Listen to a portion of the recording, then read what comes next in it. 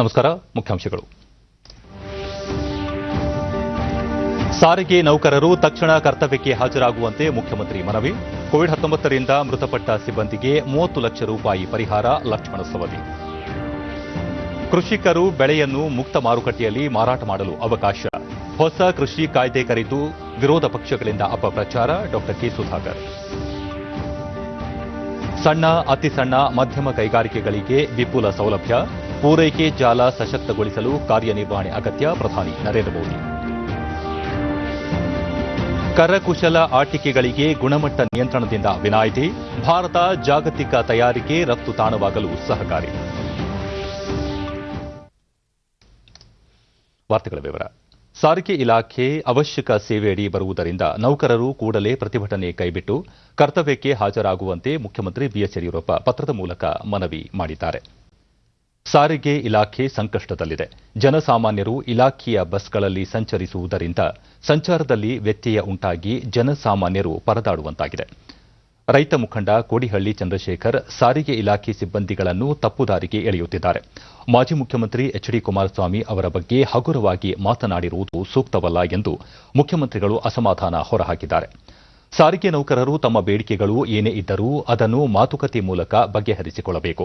ಈಗಾಗಲೇ ಸಾರಿಗೆ ಸಚಿವರಿಗೆ ಸಲಹೆಗಳನ್ನು ನೀಡಿದ್ದು ತಕ್ಷಣಕ್ಕೆ ನೌಕರರು ಪ್ರತಿಭಟನೆಯನ್ನು ಕೈಬಿಟ್ಟು ಕರ್ತವ್ಯಕ್ಕೆ ಹಾಜರಾಗುವಂತೆ ಪತ್ರದಲ್ಲಿ ತಿಳಿಸಿದ್ದಾರೆ.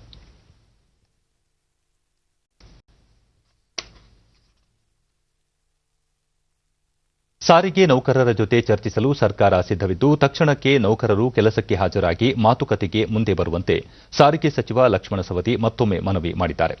ಬೆಂಗಳೂರಿನಲ್ಲಿ ಇಂದು ಅಧಿಕಾರಿಗಳೊಂದಿಗೆ ಸಭೆಯ ನಂತರ ಅವರು, ಸಾರಿಗೆ ಇಲಾಖೆ ಜನಸಾಮಾನ್ಯರ ಸೇವೆ ಸಲ್ಲಿಸುವ ಇಲಾಖೆಯಾಗಿದೆ. ನೌಕರರು ಸೇವಾ ಮನೋಭಾವವನ್ನು ಗಮನದಲ್ಲಿ ಇಟ್ಟುಕೊಂಡು ಮಾತುಕತೆಗೆ ಬರುವಂತೆ ತಿಳಿಸಿದರು. ಕರ್ತವ್ಯದಲ್ಲಿದ್ದಾಗ ಕೋವಿಡ್-19 ಸೋಂಕಿನಿಂದ ಮೃತಪಟ್ಟ ಸಿಬ್ಬಂದಿಗೆ 30 ಲಕ್ಷ ರೂಪಾಯಿ ಪರಿಹಾರ ನೀಡಲಾಗುವುದು. ಉಳಿದ ಬೇಡಿಕೆಗಳನ್ನು ಈಡೇರಿಸಲು ಸರ್ಕಾರ ಮಾರ್ಗಗಳನ್ನು ಕಂಡುಕೊಳ್ಳಲಿದೆ. ಮಾತುಕತೆ ಮೂಲಕ ನೌಕರರ ಸಮಸ್ಯೆ ಬಗೆಹರಿಸಲು ಸಾಧ್ಯ. ಏಕಾಏಕಿ ಪ್ರತಿಭಟನೆ ಸೂಕ್ತವಲ್ಲ ಎಂದು ಸಚಿವರು ತಿಳಿಸಿದರು.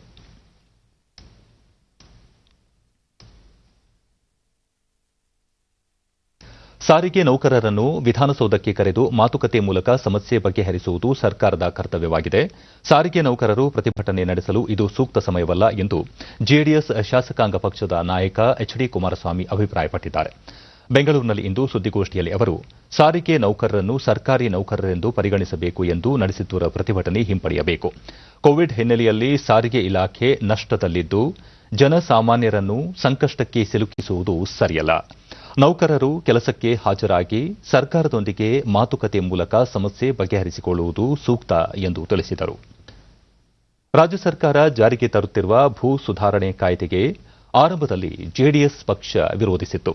ಸದನದಲ್ಲಿ ಕಾಯ್ದೆಯಲ್ಲಿ ಮಾರ್ಪಾಡು ಮಾಡುವ ಕುರಿತು ಸಲಹೆಗಳನ್ನು ನೀಡಿದಾಗ ಸರ್ಕಾರ ತಕ್ಷಣಕ್ಕೆ ಸ್ಪಂದಿಸಿ 248 ಎಕರೆ ಬದಲಿಗೆ ಈ ಹಿಂದಿನ 1963ರ ಭೂ ಸುಧಾರಣೆ ಕಾಯ್ದೆಯಲ್ಲಿರುವಂತೆ ಪ್ರತಿ ಕುಟುಂಬ 108 ಎಕರೆ ಭೂಮಿ ಹೊಂದಲು ಮಾತ್ರ ಅವಕಾಶ ನೀಡಬೇಕು ಮತ್ತು ಪರಿಶಿಷ್ಟ ಜಾತಿ ಮತ್ತು ಪರಿಶಿಷ್ಟ ಪಂಗಡದ ಕುಟುಂಬಗಳಿಗೆ ಸರ್ಕಾರದಿಂದ ಮಂಜೂರಾಗಿರುವ ಭೂಮಿಯನ್ನು ಮಾರಾಟ ಮಾಡುವುದು ಕೈಬಿಡಬೇಕು ಎಂಬ ಸಲಹೆಗಳನ್ನು ಸರ್ಕಾರ ಒಪ್ಪಿಕೊಂಡಿದ್ದರಿಂದ ಕಾಯ್ದೆಗೆ ಬೆಂಬಲ ನೀಡಲಾಗಿದೆ ಎಂದು ತಿಳಿಸಿದರು. ಮನವೊಲಿಸತಕ್ಕಂಥ ಸರ್ಕಾರದ ಕರ್ತವ್ಯ ಇದೆ. ಸರ್ಕಾರದ ಮೇಲೆ ಸುಮಾರು 800ರಿಂದ 1000 ಕೋಟಿ ಹೊರೆ ಆಗಿರತಕ್ಕಂಥದ್ದು ನನ್ನ ಗಮನದಲ್ಲಿದೆ. ಕೆಎಸ್ಆರ್ಟಿಸಿನಲ್ಲಿ ಬಿಎಂಟಿಸಿನಲ್ಲಿ ಸಂಬಳ ಕೊಡಲಿಕ್ಕೆ ಆರ್ಥಿಕವಾಗಿ ಏನೋ ನಷ್ಟದಲ್ಲಿದ್ದಾರೆ. ಇಂಥ ಪರಿಸ್ಥಿತಿಯಲ್ಲಿ ಸರ್ಕಾರವೇ ನೆರವಿಗೆ ಬರಬೇಕಾದಂತ ಅನಿವಾರ್ಯ ಪರಿಸ್ಥಿತಿ ಬಂದಂತದ್ದೇನಿದೆ. ನಿಮ್ಮ ಒಂದು ಬೇಡಿಕೆಗಳನ್ನ ತತ್ಕ್ಷಣ ಜಾರಿ ತಂದಿರ್ತಕ್ಕಂಥ ಒತ್ತಾಯ ಆಗ್ತಕ್ಕಂಥದ್ದಕ್ಕೆ ಇದು ಸಮಯ ಅಲ್ಲ. ಯಾವ ಭೂ ಸುಧಾರಣೆ ಕಾಯ್ದೆಯಲ್ಲಿದ್ದಂತ ಕೆಲವು ತಿದ್ದುಪಡಿಯನ್ನು ತರಲಿಕ್ಕೆ ಹೊರಟದ್ದೇನಿದೆ. 1963ನಲ್ಲಿ ಯಾವ ಒಂದು ಲ್ಯಾಂಡ್ ರಿಫಾರ್ಮ್ಸ್ ಆಕ್ಟ್ ನ ಜಾರಿಗೆ ತಂದಿದ್ರು ಅದೆಲ್ಲವನ್ನ ಇಲ್ಲಿ ಬಿಡಿಸಿ ಹೇಳಲಿಕ್ಕೆ ಹೋಗೋದಿಲ್ಲ ನಾನು. ಅದನ್ನ ಮಾರ್ಪಾಡು ಮಾಡಿ ಈಗಿನ ಸರ್ಕಾರದಲ್ಲಿ ಕಳೆದ ವಿಧಾನಸಭೆ ಅಧಿವೇಶನದಲ್ಲಿ ವಿಧಾನಸಭೆಯಲ್ಲಿ ಏನು ಆ ತಿದ್ದುಪಡಿಯನ್ನು ಮಂಡನೆ ಮಾಡಿದ್ರು. ಅವರು ಏನು ಹೊಸದಾಗಿ ಕೆಲವು ಮಾಡಿಫಿಕೇಶನ್ ಮಾಡ್ಲಿಕ್ಕೆ ಕೊಟ್ಟಿದ್ರು, ಹಳೆಯ ಅಮೆಂಡ್ಮೆಂಟ್ ಅನ್ನ ಮುಂದುವರಿಸತಕ್ಕಂಥದ್ದಕ್ಕೆ ಎಕ್ಸೆಪ್ಟ್ 79A 79B. ರಾಜ್ಯಾದ್ಯಂತ ಸಾರಿಗೆ ನೌಕರರು ನಡೆಸುತ್ತಿರುವ ಮುಷ್ಕರ ಇಂದೂ ಕೂಡ ಮುಂದುವರೆದಿದ್ದು, ಜನಸಾಮಾನ್ಯರು ಸಂಚಾರ ವ್ಯತ್ಯಯದಿಂದ ಸಂಕಷ್ಟಕ್ಕೆ ಸಿಲುಕಿದ್ದಾರೆ. ಕೆಎಸ್ಆರ್ಟಿಸಿ, ಬಿಎಂಟಿಸಿ ಸೇರಿದಂತೆ ರಾಜ್ಯದ 4 ವಿಭಾಗಗಳ ಸಾರಿಗೆ ಸಿಬ್ಬಂದಿಗಳು ಪ್ರತಿಭಟನೆಯಲ್ಲಿ ಭಾಗಿಯಾಗಿರುವುದರಿಂದ ಸಂಚಾರ ಅಸ್ತವ್ಯಸ್ತಗೊಂಡಿದೆ. ಜನರು ತಮ್ಮ ಖಾಸಗಿ ವಾಹನ ಬಳಸಿ ಪ್ರಯಾಣಿಸುತ್ತಿದ್ದರೆ, ಕೆಲವೆಡೆ ಪ್ರಯಾಣಿಕರು ಬಸ್ಗಾಗಿ ಕಾಯುತ್ತಿದ್ದ ದೃಶ್ಯಗಳು ಕಂಡುಬಂದವು. KR market, Majestic, Mysuru bank ವೃತ್ತ ಸೇರಿದಂತೆ ಹಲವೆಡೆ ಬಸ್ಗಳ ಸಂಚಾರ ಸ್ಥಗಿತಗೊಂಡಿತ್ತು. ಮೈಸೂರು ವಿಭಾಗದಲ್ಲೂ ಬಸ್ಗಳು ಸಂಚರಿಸದೇ ಇರುವುದರಿಂದ ಪ್ರಯಾಣಿಕರು ಖಾಸಗಿ ಬಸ್ಗಳ ಮೇಲೆ ಅವಲಂಬಿಸಬೇಕಾಗಿದ್ದರಿಂದ ಸಮಯಕ್ಕೆ ಖಾಸಗಿ ಬಸ್ಗಳು ಲಭ್ಯವಾಗದೆ ಪ್ರಯಾಣಿಕರು ಸಂಕಷ್ಟಕ್ಕೆ ಸಿಲುಕಿದರು. ಬೆಂಗಳೂರು ಮೈಸೂರು ಮಧ್ಯೆ ಪೊಲೀಸ್ ಭದ್ರತೆಯಲ್ಲಿ ಕೆಲವು ಬಸ್ಗಳನ್ನು ಸಂಚರಿಸಲು ಸಾರಿಗೆ ಇಲಾಖೆ ವ್ಯವಸ್ಥೆ ಕಲ್ಪಿಸಿದ್ದು, ಒಂದಿಷ್ಟು ಜನ ಪ್ರಯಾಣಿಕರು ನೆಮ್ಮದಿಯ ಪ್ರಯಾಣ ನಡೆಸಲು ಸಾಧ್ಯವಾಯಿತು.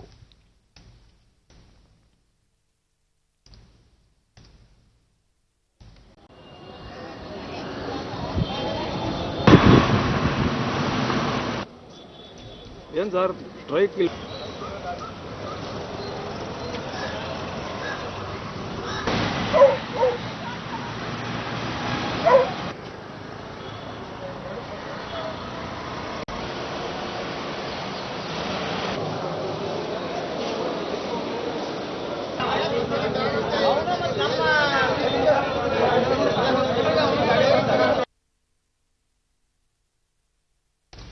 ಬೆಂಗಳೂರಿನ ಸಾರ್ವಜನಿಕರ ಅನಾನುಕೂಲತೆಯನ್ನು ತಗ್ಗಿಸಲು ಇಂದು ಎಲ್ಲಾ 50 ಮೆಟ್ರೋ ರೈಲುಗಳು ಸಂಚರಿಸಲಿವೆ ಎಂದು ಬೆಂಗಳೂರು ಮೆಟ್ರೋ ರೈಲು ನಿಗಮ ನಿಯಮಿತ ತಿಳಿಸಿದೆ. ಸಾರ್ವಜನಿಕರು ಮೆಟ್ರೋ ಸ್ಮಾರ್ಟ್ ಕಾರ್ಡ್ಗಳನ್ನು ಬಳಸಿ ಪ್ರಯಾಣಿಸಬಹುದು. ಹೊಸ ಕಾರ್ಡ್ಗಳಿಗೆ ಡೆಬಿಟ್ ಮತ್ತು ಕ್ರೆಡಿಟ್ ಕಾರ್ಡ್, ಯುಪಿಐ ಮೂಲಕ ಹಾಗೂ ನಮ್ಮ ಮೆಟ್ರೋ ಆಪ್ ಬಳಸಿ ಮೆಟ್ರೋ ಸ್ಮಾರ್ಟ್ ಕಾರ್ಡ್ಗಳ ಹಣ ಪಾವತಿ ಮಾಡಬಹುದಾಗಿದೆ.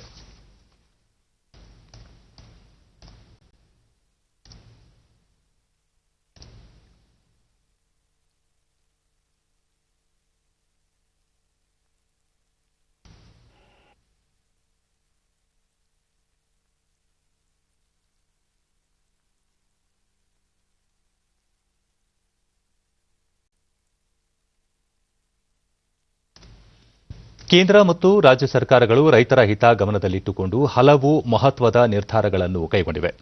ರೈತರಿಗೆ ಸರ್ಕಾರ ಅನ್ಯಾಯವಾಗಲು ಬಿಡುವುದಿಲ್ಲ. ಬೆಳೆಗಳನ್ನು ರೈತರು ತಮಗೆ ಬೇಕಾದ ಸ್ಥಳಗಳಲ್ಲಿ ಮಾರಾಟ ಮಾಡಲು ಕಾನೂನಿನಲ್ಲಿ ಅವಕಾಶ ಕಲ್ಪಿಸಲಾಗಿದೆ ಎಂದು ಸಚಿವ ಡಾ ಕೆ. ಸುಧಾಕರ್ ತಿಳಿಸಿದ್ದಾರೆ. ಚಿಕ್ಕಬಳ್ಳಾಪುರದಲ್ಲಿ ಇಂದು ತಾಲೂಕು ಸಹಕಾರ ಕೃಷಿ ಮತ್ತು ಗ್ರಾಮೀಣ ಅಭಿವೃದ್ಧಿ ಬ್ಯಾಂಕ್ನ 77ನೇ ಹಾಗೂ 2019-20ನೇ ಸಾಲಿನ ವಾರ್ಷಿಕ ಸರ್ವ ಸದಸ್ಯರ ಮಹಾಸಭೆಯಲ್ಲಿ ಪಾಲ್ಗೊಂಡು ಮಾತನಾಡಿದ ಅವರು, ರಾಜಕೀಯ ಕಾರಣಕ್ಕಾಗಿ ವಿರೋಧ ಪಕ್ಷಗಳು ಹೊಸ ಕೃಷಿ ಕಾಯ್ದೆ ಕುರಿತು ಅಪಪ್ರಚಾರದಲ್ಲಿ ತೊಡಗಿದ್ದಾರೆ. ಕನಿಷ್ಠ ಬೆಂಬಲ ಬೆಲೆ ಮುಂದುವರಿಯುವುದರ ಜೊತೆಗೆ ಕೃಷಿಕರಿಗೆ ಬೆಳೆಗಳನ್ನು ಮುಕ್ತ ಮಾರುಕಟ್ಟೆಯಲ್ಲಿ ಮಾರಾಟ ಮಾಡಲು ಅವಕಾಶವಿದೆ. ನಿಜವಾದ ರೈತರು ಪ್ರತಿಭಟನೆಯಲ್ಲಿ ಭಾಗಿಯಾಗಿಲ್ಲ ಎಂದು ತಿಳಿಸಿದರು. ಎತ್ತಿನಹೊಳೆ ಯೋಜನೆ ಜಿಲ್ಲೆಯ ರೈತರ ಬಹುದಿನಗಳ ಬೇಡಿಕೆಯಾಗಿದ್ದು, ಈ ಯೋಜನೆ ಅನುಷ್ಠಾನಗೊಳಿಸಲು ಪ್ರಾಮಾಣಿಕ ಪ್ರಯತ್ನ ಮಾಡುವ ಮೂಲಕ ತಾಲೂಕಿನ ಕೆರೆಗಳಿಗೆ ನೀರು ತುಂಬಿಸಲಾಗುವುದು. ಈ ಕುರಿತು ಜಲಸಂಪನ್ಮೂಲ ಸಚಿವರೊಂದಿಗೆ ಚರ್ಚಿಸಿ ಸೂಕ್ತ ನಿರ್ಧಾರ ಕೈಗೊಳ್ಳಲಾಗುವುದು ಎಂದರು.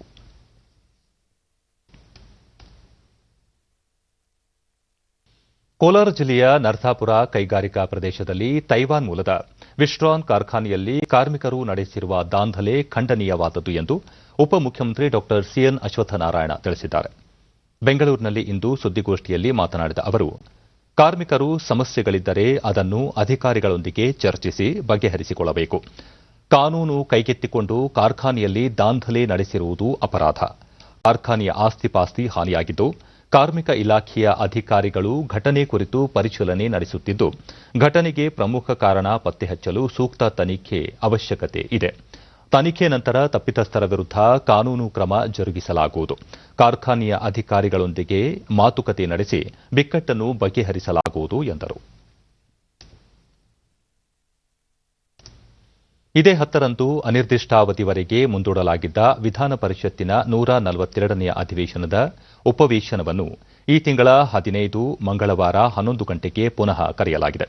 ಸರ್ಕಾರದ ಸೂಚನೆಯ ಮೇರೆಗೆ ವಿಧಾನ ಪರಿಷತ್ತಿನ ಕಾರ್ಯದರ್ಶಿ ಕೆಆರ್ ಮಹಾಲಕ್ಷ್ಮಿ ಪ್ರಕಟಣೆ ಹೊರಡಿಸಿದ್ದು, ಶಾಸಕರು, ಅಧಿಕಾರಿಗಳು ಸಭೆಗೆ ಹಾಜರಾಗುವಂತೆ ಸೂಚಿಸಲಾಗಿದೆ.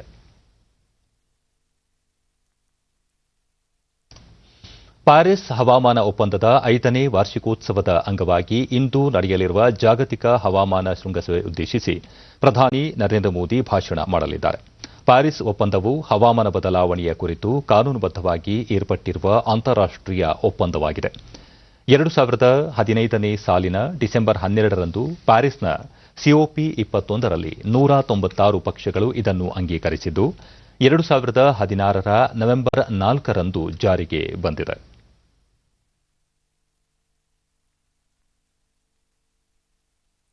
ಪ್ಯಾರಿಸ್ ಒಪ್ಪಂದದ 5 ವರ್ಷಗಳು ಪೂರ್ಣಗೊಂಡ ಮುನ್ನಾ ದಿನವಾದ ನಿನ್ನೆ ಕೇಂದ್ರ ಪರಿಸರ, ಅರಣ್ಯ ಮತ್ತು ಹವಾಮಾನ ಬದಲಾವಣೆ ಖಾತೆ ಸಚಿವ ಪ್ರಕಾಶ್ ಜಾವಡೇಕರ್ ಇಂದು ಪ್ಯಾರಿಸ್ ಒಪ್ಪಂದಕ್ಕೆ 5 ವರ್ಷಗಳಾಗುತ್ತಿದ್ದು, ಯುನೈಟೆಡ್ ಕಿಂಗ್ಡಮ್ ವರ್ಚುವಲ್ ಮೂಲಕ ಜಾಗತಿಕ ಹವಾಮಾನ ಶೃಂಗಸಭೆ ಏರ್ಪಡಿಸಿದ್ದು, ಪ್ರಧಾನಿ ನರೇಂದ್ರ ಮೋದಿ ಅವರು ಸಹ ಪಾಲ್ಗೊಳ್ಳಲಿದ್ದಾರೆ ಎಂದು ಮಾಹಿತಿ ನೀಡಿದರು. ಹವಾಮಾನ ಬದಲಾವಣೆಯು ಏಕಾಏಕಿ ಬಂದಿರುವ ವಿದ್ಯಮಾನವಲ್ಲ. ಪರಿಸರದ ಮೇಲೆ ಪರಿಣಾಮ ಬೀರಲು ಕಳೆದ 100 ವರ್ಷಗಳನ್ನು ತೆಗೆದುಕೊಂಡಿದೆ. ಇದು ಐತಿಹಾಸಿಕ ಕ್ರಿಯೆಗಳ ಪರಿಣಾಮವಾಗಿದೆ ಎಂದು ಅವರು ಹೇಳಿದರು. ಹವಾಮಾನ ಬದಲಾವಣೆಗೆ ಭಾರತ ಒಂದೇ ಜವಾಬ್ದಾರಿಯಲ್ಲ, ಇಡೀ ವಿಶ್ವದ ವ್ಯವಹಾರಗಳು ಇದಕ್ಕೆ ಕಾರಣವಾಗಿವೆ. ಈ ನಿಟ್ಟಿನಲ್ಲಿ ಇಡೀ ವಿಶ್ವ ಸಮುದಾಯ ಹವಾಮಾನ ಬದಲಾವಣೆಯನ್ನು ಎದುರಿಸಲು ಒಂದುಗೂಡಬೇಕಿದ್ದು, ಭಾರತವು ಇದರಲ್ಲಿ ಪಾಲ್ಗೊಳ್ಳಲು ನಿರ್ಧರಿಸಿದೆ ಎಂದು ತಿಳಿಸಿದರು. With the water generated from Himalaya, 40% of India's population lives thereby. We have also mountains on Vindhyas, which divide south and north. We have Western Ghat, Eastern Ghat, the Sahyadri ranges, Satpura ranges, and we have Araulis, and we have many other ranges. Particularly in hilly states of nearby Himalaya, we have the branches of Himalayas and the whole ecosystem which is on display. They actually prevent bad weather from coming into India. Himalaya plays a role of a wall between the very harsh winters to bearable winters. In every forest area, mountains have the largest forest ecosystem. It's so natural for it, and the water, the rivers originate from mountains and they then go down and expand. We have decided to water augmentation and fodder augmentation in jungle area, in forest area, so that the whole forest ecosystem also grows along with the mountain ecosystem. ಗ್ರಾಮೀಣ ಕೃಷಿ ಆಧಾರಿತ ಅರ್ಥವ್ಯವಸ್ಥೆ ರೂಪಿಸಲು ದೇಶದ ಪರಿಸ್ಥಿತಿ ಅನುಕೂಲಕರವಾಗಿದ್ದು, ಖಾಸಗಿ ವಲಯ ಈ ಕ್ಷೇತ್ರಗಳಲ್ಲಿ ಹೂಡಿಕೆ ಮಾಡಲು ಮುಂದೆ ಬರುವಂತೆ ಪ್ರಧಾನಿ ನರೇಂದ್ರ ಮೋದಿ ಇಂದು ಕರೆ ನೀಡಿದರು. ಭಾರತೀಯ ವಾಣಿಜ್ಯ ಮತ್ತು ಕೈಗಾರಿಕಾ ಸಾಮಾನ್ಯ ಮಂಡಳಿಯ 93ನೇ ವಾರ್ಷಿಕ ಮಹಾಸಭೆ ಉದ್ದೇಶಿಸಿ ಅವರು, ಇದುವರೆಗೂ ದೇಶದ ಕೃಷಿ ಕ್ಷೇತ್ರದಲ್ಲಿ ಖಾಸಗಿ ವಲಯದಿಂದ ಹೆಚ್ಚು ಹೂಡಿಕೆಯಾಗಿಲ್ಲ. ಆದರೆ ನಮ್ಮ ಸರ್ಕಾರ ರೈತರ ಅಭ್ಯುದಯಕ್ಕೆ ಬದ್ಧವಾಗಿದೆ. ಯಾವುದೇ ರೀತಿಯ ನೆರವು ನೀಡಲು ಸಿದ್ಧವಾಗಿದೆ. ಇದನ್ನು ಬಳಕೆ ಮಾಡಿಕೊಳ್ಳುವಂತೆ ರೈತರಿಗೆ ಆಹ್ವಾನ ನೀಡಿದರು. ರೈತರ ಆದಾಯ ವೃದ್ಧಿಗೆ ಸರ್ಕಾರ ಕೆಲಸ ಮಾಡುತ್ತಿದೆ. ರೈತರಿಗೆ ಬೆಂಬಲ ವ್ಯವಸ್ಥೆ ಹೆಚ್ಚಾದಷ್ಟು ಅವರ ನಷ್ಟದ ಪ್ರಮಾಣ ಕಡಿಮೆಯಾಗುತ್ತದೆ, ಆದಾಯ ಹೆಚ್ಚುತ್ತದೆ. ಶೀತಲ ಸಂಗ್ರಹಾಗಾರಗಳಂಥ ಹಲವಾರು ಕ್ಷೇತ್ರಗಳಲ್ಲಿ ಖಾಸಗಿ ಹೂಡಿಕೆದಾರರ ಹೊರತು ಹೆಚ್ಚಿನ ಪ್ರಗತಿ ಸಾಧ್ಯವಾಗದು ಎಂದರು. ಪಿಎಂ ವಾಣಿ ಯೋಜನೆಯಡಿ ದೇಶದೆಲ್ಲೆಡೆ ವೈಫೈ ಸಂಪರ್ಕ ಕಲ್ಪಿಸಲಾಗುತ್ತಿದೆ. ಇಂಥ ವ್ಯವಸ್ಥೆಗಳನ್ನು ಖಾಸಗಿ ಕ್ಷೇತ್ರ ಬಳಕೆ ಮಾಡಿಕೊಳ್ಳಬೇಕು ಎಂದರು. ಸಣ್ಣ, ಅತಿಸಣ್ಣ ಮತ್ತು ಮಧ್ಯಮ ಕೈಗಾರಿಕಾ ಕ್ಷೇತ್ರಗಳಿಗೆ ಸರ್ಕಾರ ಬಹಳಷ್ಟು ಸೌಲಭ್ಯ ಕಲ್ಪಿಸಿದೆ. ಇವುಗಳ ಮೂಲಕ ಸ್ಥಳೀಯ ಪೂರೈಕೆ ಜಾಲವನ್ನು ಸಶಕ್ತಗೊಳಿಸಲು ಕಾರ್ಯನಿರ್ವಹಣೆ ಮಾಡಬೇಕು. ಜಾಗತಿಕ ರಫ್ತು ಹೆಚ್ಚಿಸಲು ನಾವೆಲ್ಲ ಸೇರಿ ಕೆಲಸ ನಿರ್ವಹಿಸಬೇಕಿದೆ ಎಂದರು. जितनी तेजी से हालत बिगड़े उतनी ही तेजी के साथ सुधर भी रहे हैं. ಕೃಷಿ ಕ್ಷೇತ್ರದ ಬಲವರ್ಧನೆಗೆ ಕಳೆದ ಕೆಲವು ವರ್ಷಗಳಿಂದ ಕ್ರಮ ತೆಗೆದುಕೊಳ್ಳಲಾಗುತ್ತಿದೆ. ಅನೇಕ ರೀತಿಯ ಸುಧಾರಣೆಗಳನ್ನು ಜಾರಿಗೆ ತರಲಾಗಿದೆ. ರೈತರಿಗೆ ಡಿಜಿಟಲ್ ಮಾಹಿತಿ ನೀಡಲಾಗುತ್ತಿದೆ. ಮಂಡಿಗಳ ಆಧುನೀಕರಣ ಕಾರ್ಯ ನಡೆಯುತ್ತಿದೆ. ಜೊತೆಗೆ ರೈತರು ಹಾಗೂ ಖರೀದಿದಾರರ ನಡುವಿನ ಅಂತರ ಕಡಿಮೆ ಮಾಡಲಾಗಿದೆ ಎಂದರು. ದೇಶದ ರೈತರು ಸಮೃದ್ಧವಾದರೆ ದೇಶವೂ ಸಮೃದ್ಧವಾಗಿರುತ್ತದೆ. ಕೃಷಿ ಕ್ಷೇತ್ರದಲ್ಲಿ ಹೂಡಿಕೆಯಾದರೆ ಉದ್ಯೋಗಾವಕಾಶಗಳು ಹೆಚ್ಚಾಗುತ್ತವೆ. ಇಂದು ಭಾರತದ ಕೃಷಿ ವಲಯ ಹೆಚ್ಚು ಆಕರ್ಷಕವಾಗಿದೆ. ಇದರಿಂದ ಕೃಷಿ ಕ್ಷೇತ್ರದಲ್ಲಿ ಹೊಸ ಅವಕಾಶಗಳ ದ್ವಾರ ತೆರೆದುಕೊಳ್ಳುತ್ತದೆ ಎಂದರು. ದೇಶದಲ್ಲಿ ಮಾರುಕಟ್ಟೆಯೂ ಇದೆ, ಮಾನವ ಶಕ್ತಿಯೂ ಇದೆ. ಮಿಷನ್ ಮಾದರಿಯಲ್ಲಿ ಕಾರ್ಯನಿರ್ವಹಿಸುವ ಉತ್ಸಾಹವೂ ಇದೆ. ಕೋವಿಡ್-19 ಸಂಕಷ್ಟದಲ್ಲೂ ಆತ್ಮನಿರ್ಭರ ಭಾರತ ನಿರ್ಮಿಸಿದ್ದುದನ್ನು ಇಡೀ ವಿಶ್ವ ನೋಡಿದೆ. ನಮ್ಮ ಔಷಧ ವಲಯದ ಸಾಧನೆಯನ್ನು ವಿಶ್ವವೇ ಗುರುತಿಸಿದೆ ಎಂದರು. ಮನಸ್ಸಿನಲ್ಲಿ ಉತ್ತಮ ಸಂಕಲ್ಪ ಹೊಂದಬೇಕು ಎಂದ ಪ್ರಧಾನಿ, ಇಂದು ದೇಶದ ನಿಲುವು ಸ್ಪಷ್ಟವಾಗಿದೆ. ಮೂಲಸೌಕರ್ಯ ನಿರ್ಮಾಣ ಹಾಗೂ ನೀತಿಗಳ ಸುಧಾರಣೆಯ ಹೆಜ್ಜೆ ಇಡಲಾಗಿದೆ. ಹಿಂದಿಗಿಂತ ಹೆಚ್ಚು ಪ್ರಯತ್ನದೊಂದಿಗೆ ಮುಂದೆ ಸಾಗುತ್ತಿದ್ದೇವೆ ಎಂದರು. ಕೋವಿಡ್-19 ಸಾಂಕ್ರಾಮಿಕದ ಸಮಯದಲ್ಲಿ ಭಾರತ ಜನರ ರಕ್ಷಣೆಗೆ ಆದ್ಯತೆ ನೀಡಿತು. ಇದರಿಂದ ಇಡೀ ವಿಶ್ವ ಚಕಿತವಾಗುವಂತೆ ಸುಧಾರಣೆಯ ಹಾದಿಯಲ್ಲಿ ಸಾಗುತ್ತಿದ್ದೇವೆ. ಕಳೆದ 6 ವರ್ಷಗಳಿಂದ ಭಾರತದ ಬಗ್ಗೆ ವಿಶ್ವದ ನಂಬಿಕೆ ಹೆಚ್ಚಾಗಿದ್ದು ಈಗ ಇನ್ನೂ ಅಧಿಕವಾಗಿದೆ. ಪರಿಣಾಮವಾಗಿ ಕೋವಿಡ್-19 ಸಮಯದಲ್ಲಿ ವಿದೇಶ ಬಂಡವಾಳ ಹೂಡಿಕೆ ಹೆಚ್ಚಾಗಿದೆ ಎಂದು ತಿಳಿಸಿದರು.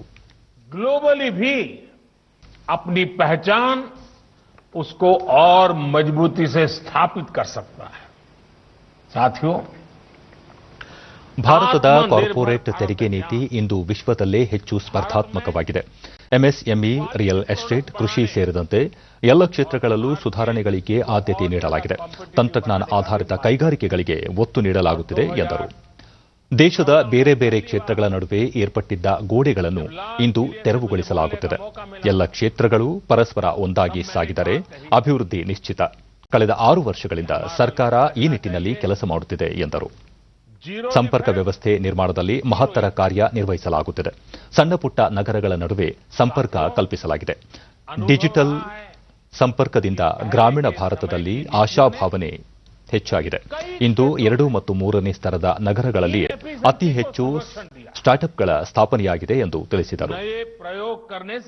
ನೀತಿ ಆಯೋಗದ ಸಿಇಒ ಅಮಿತಾಬ್ ಕಾಂತ್, ಫಿಕ್ಕಿ ಅಧ್ಯಕ್ಷ ಉದಯ್ ಶಂಕರ್ ಮತ್ತಿತರರು ಪಾಲ್ಗೊಂಡಿದ್ದರು.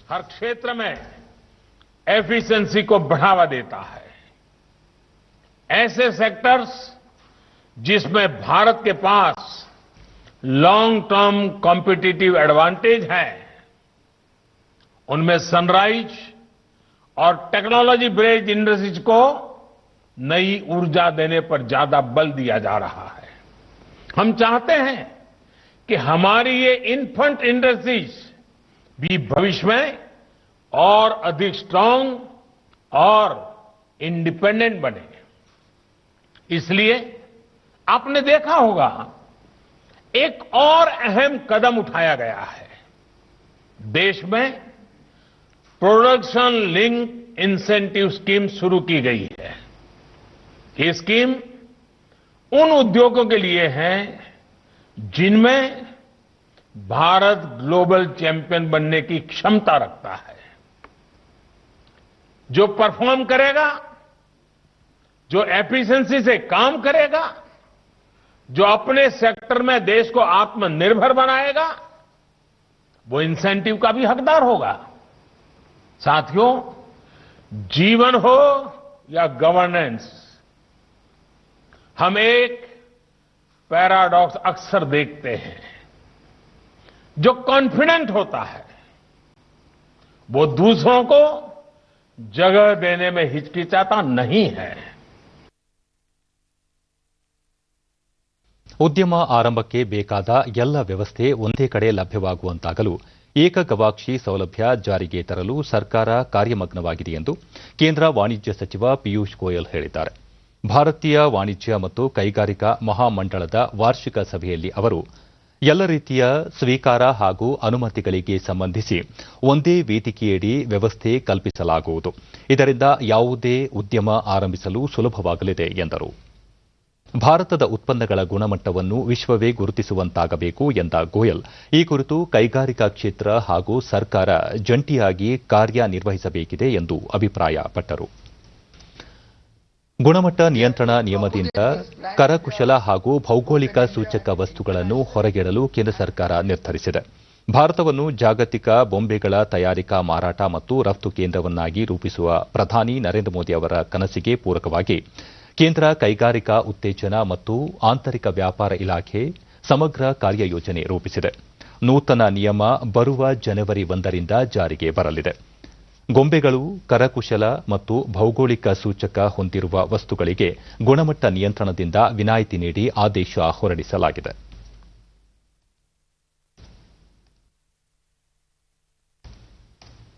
ಭಾರತೀಯ ಜನತಾ ಪಕ್ಷದ ರಾಷ್ಟ್ರಾಧ್ಯಕ್ಷ ಜೆಪಿ ನಡ್ಡಾ ಅವರ ಬೆಂಗಾವಲು ವಾಹನದ ಮೇಲೆ ದಾಳಿ ನಡೆದ ಘಟನೆಗೆ ಸಂಬಂಧಿಸಿ 3 ಭಾರತೀಯ ಪೊಲೀಸ್ ಸೇವೆಯ ಅಧಿಕಾರಿಗಳನ್ನು ಕೇಂದ್ರ ಸರ್ಕಾರ ವಾಪಸ್ ಕರೆಸಿಕೊಂಡಿದೆ.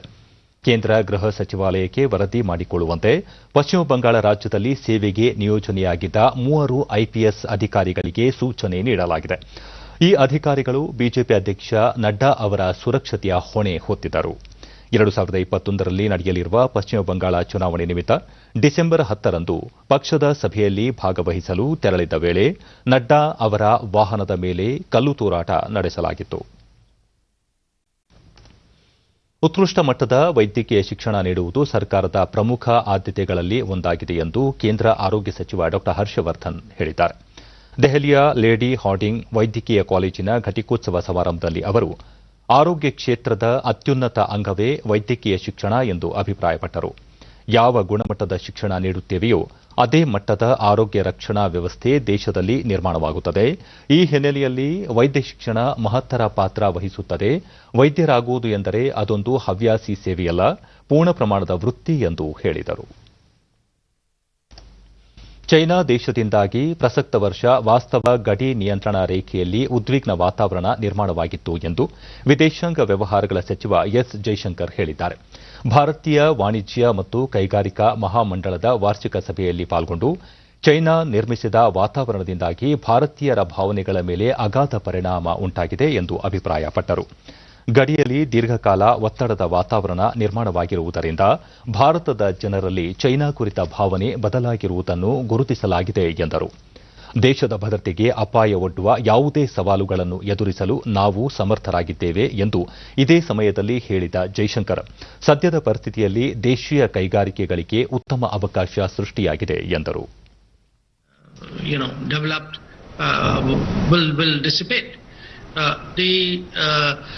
But I also would say that yes, we are being tested. I have every confidence that we will rise to the occasion. We will meet that national security challenge. But beyond that, at this time, I would really, frankly, keep my own counsel. Jammu ಮತ್ತು ಕಾಶ್ಮೀರದ ಜನತೆ ವಿಕಾಸದ ಹಾದಿಯಲ್ಲಿ ಹೆಜ್ಜೆ ಇಡುತ್ತಿದ್ದಾರೆ ಎಂದು ಕೇಂದ್ರ ಹಣಕಾಸು ಇಲಾಖೆ ರಾಜ್ಯ ಸಚಿವ ಅನುರಾಗ್ ಠಾಕೂರ್ ಅಭಿಪ್ರಾಯಪಟ್ಟಿದ್ದಾರೆ. ಜಮ್ಮು ಕಾಶ್ಮೀರದ ಜಿಲ್ಲಾ ವಿಕಾಸ ಪರಿಷತ್ ಮತದಾನದ ಬಗ್ಗೆ ಅವರು, ಕಾಶ್ಮೀರದಲ್ಲಿ ಉತ್ತಮವಾಗಿ ಮತದಾನವಾಗುತ್ತಿರುವುದು ಪ್ರಜಾಪ್ರಭುತ್ವಕ್ಕೆ ಸಂದ ವಿಜಯ ಎಂದರು. ಕಾಶ್ಮೀರದಲ್ಲಿ 370ನೇ ಅನುಚ್ಛೇದ ರದ್ದುಪಡಿಸುವ ಮೂಲಕ ಪ್ರಧಾನಿ ನರೇಂದ್ರ ಮೋದಿ ಅವರು ಇಲ್ಲಿನ ಯುವಕರಿಗೆ ಹೊಸ ಅವಕಾಶಗಳನ್ನು ತೆರೆದಿದ್ದಾರೆ. ಇಲ್ಲಿನ ಜನರಲ್ಲಿ ವಿಶ್ವಾಸ ಮೂಡಿಸಿದ್ದಾರೆ ಎಂದರು. And fear free elections as well. लोगों ने डराने का बहुत प्रयास किया कि ये होगा वो होगा, लेकिन आवाम डरी नहीं. जनता ने बढ़ चढ़कर भाग लिया है. मतदान कश्मीर और जम्मू दोनों में बहुत अच्छा हुआ है. ये लोकतंत्र की जीत है. As far as application of Article 370 and 35A is concerned, many have got the benefits of this. ಇನ್ನು ಹವಾವರ್ತಮಾನ. ರಾಜ್ಯದ ಕರಾವಳಿಯ ಕೆಲವೆಡೆ ಹಗುರ ಮಳೆ ಹಾಗೂ ಒಳನಾಡಿನ ಸುತ್ತಮುತ್ತ ಒಣಹವೆ. ಮಂಗಳೂರಿನಲ್ಲಿ 2 ಸೆಂಟಿಮೀಟರ್ ಮಳೆಯಾಗಿದೆ. ಬೀದರ್ನಲ್ಲಿ ಕನಿಷ್ಠ ತಾಪಮಾನ 12.6 ಡಿಗ್ರಿ ಸೆಲ್ಸಿಯಸ್ ದಾಖಲಾಗಿದೆ. ಮುನ್ಸೂಚನೆಯಂತೆ ಮುಂದಿನ 24 ಗಂಟೆಗಳಲ್ಲಿ ಕರಾವಳಿಯ ಕೆಲವೆಡೆ ಹಗುರ ಮಳೆ ಸಾಧ್ಯತೆ. ಉತ್ತರ ಒಳನಾಡಿನಲ್ಲಿ ಒಣಹವೆ ಮುಂದುವರಿಕೆ. ಬೆಂಗಳೂರು ಸುತ್ತಮುತ್ತ ಶುಭ್ರ ಆಕಾಶ. ಮುಂಜಾನೆ ಕೆಲ ಪ್ರದೇಶಗಳಲ್ಲಿ ಮಂಜು ಮುಸುಕುವ ನಿರೀಕ್ಷೆ. ಗರಿಷ್ಠ ತಾಪಮಾನ 28 ಹಾಗೂ ಕನಿಷ್ಠ 14 ಡಿಗ್ರಿ ಸೆಲ್ಸಿಯಸ್ ದಾಖಲು ಸಂಭವ. ಕೊನೆಯಲ್ಲಿ ಮತ್ತೊಮ್ಮೆ ಮುಖ್ಯಾಂಶಗಳು. ಸಾರಿಗೆ ನೌಕರರು ತಕ್ಷಣ ಕರ್ತವ್ಯಕ್ಕೆ ಹಾಜರಾಗುವಂತೆ ಮುಖ್ಯಮಂತ್ರಿ ಮನವಿ. ಮನವಿ. ಕೋವಿಡ್-19ರಿಂದ ಮೃತಪಟ್ಟ ಸಿಬ್ಬಂದಿಗೆ 30 ಲಕ್ಷ ರೂಪಾಯಿ ಪರಿಹಾರ. ಲಕ್ಷ್ಮಣ ಸವದಿ. ಕೃಷಿಕರು ಬೆಳೆಯನ್ನು ಮುಕ್ತ ಮಾರುಕಟ್ಟೆಯಲ್ಲಿ ಮಾರಾಟ ಮಾಡಲು ಅವಕಾಶ. ಹೊಸ ಕೃಷಿ ಕಾಯ್ದೆ ಕುರಿತು ವಿರೋಧ ಪಕ್ಷಗಳಿಂದ ಅಪಪ್ರಚಾರ. ಡಾ ಕೆ ಸುಧಾಕರ್. ಸಣ್ಣ, ಅತಿ ಸಣ್ಣ, ಮಧ್ಯಮ ಕೈಗಾರಿಕೆಗಳಿಗೆ ವಿಪುಲ ಸೌಲಭ್ಯ. ಪೂರೈಕೆ ಜಾಲ ಸಶಕ್ತಗೊಳಿಸಲು ಕಾರ್ಯನಿರ್ವಹಣೆ ಅಗತ್ಯ. ಪ್ರಧಾನಿ ನರೇಂದ್ರ ಮೋದಿ. ಕರಕುಶಲ ಆಟಿಕೆಗಳಿಗೆ ಗುಣಮಟ್ಟ ನಿಯಂತ್ರಣದಿಂದ ವಿನಾಯಿತಿ. ಭಾರತ ಜಾಗತಿಕ ತಯಾರಿಕೆ ರಫ್ತು ತಾಣವಾಗಲು ಸಹಕಾರಿ. ನಮ್ಮ ವಾರ್ತಾ ಪ್ರಸಾರವನ್ನು ನೀವು ಡಿಡಿ ಚಂದನ ನ್ಯೂಸ್ ಯೂಟ್ಯೂಬ್ ಚಾನೆಲ್ನಲ್ಲೂ ವೀಕ್ಷಿಸಬಹುದು. ವೀಕ್ಷಕರೇ, ತಪ್ಪದೇ ಮಾಸ್ಕ್ ಧರಿಸಿ. ನೀವು ಸುರಕ್ಷಿತವಾಗಿರುವುದರೊಂದಿಗೆ ನಿಮ್ಮವರನ್ನು ಸುರಕ್ಷಿತವಾಗಿರಿಸಿ. ಸರಿಯಾದ ಕ್ರಮದಲ್ಲಿ ಮುಖಗವಸು ತಪ್ಪದೇ ಧರಿಸಿ. ನಮ್ಮ ಮುಂದಿನ ವಾರ್ತಾ ಪ್ರಸಾರ ರಾತ್ರಿ 9 ಗಂಟೆಗೆ ಡಿಡಿ ಚಂದನದಲ್ಲಿ. ನಮಸ್ಕಾರ.